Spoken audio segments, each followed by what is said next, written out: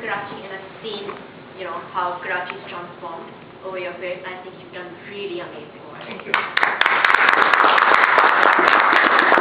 I know you mentioned about, the police not reporting to you and things like that, but do you have anything to say about the sudden spike in crime in Karachi, just petty crime? I know my brother got mugged at gunpoint 2 days ago. This time when I went back like a month ago, my parents wouldn't let me leave the house without someone else. So it's become very, very, very unsafe to get out of Karachi very recently, over the last 3 months, just very unsafe. There have been rapes, there have been kidnappings, there have been people just shooting people just randomly. So, do you have anything to say? Well, as I mentioned, if you don't have a fear of law, if you don't have fear in your heart and mind that somebody is there to catch you and put you what you're doing responsible for what you're doing, it will become like a jungle. It will become, even there you have some parameters.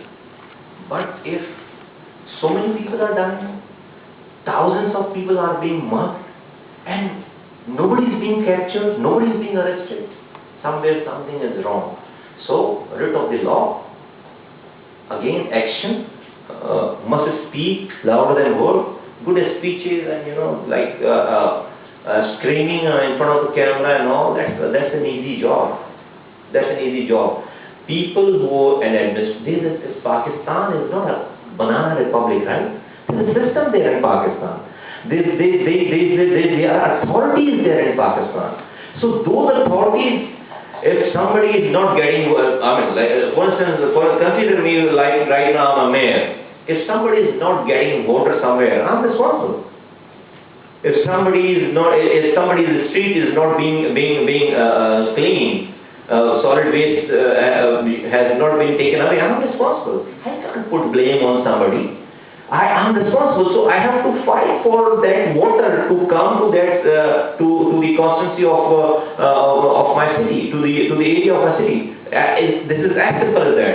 So if somebody is mugged, if people are being killed, the department is responsible. You have to, you can't do two things at one time. Again, I'm trying. Trust me. Whenever I'm just holding my word, I'm trying not to go to the politics. Actually, that's where I'm just manipulating myself. But you can't. You have to be very focused in your attention, in your what do you call this, objectives and in all your intentions. And if you are responsible for something, just do take care of that.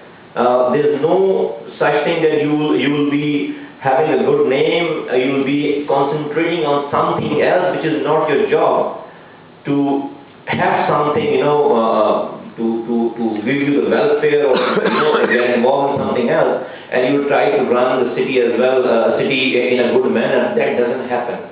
If I were to get involved in any sort of let me say corruption or things like that, I cannot call them my subordinate at 3 o'clock night in the heavy rain to come in and stand on the road. I can't do that.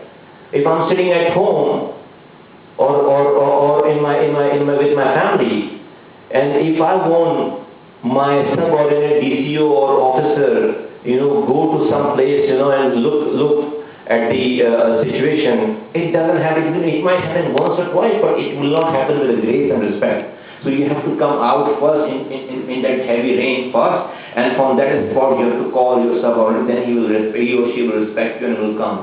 That is the mechanism of human being. If you are involved in wrongdoing, you cannot expect your organization to work in a right direction.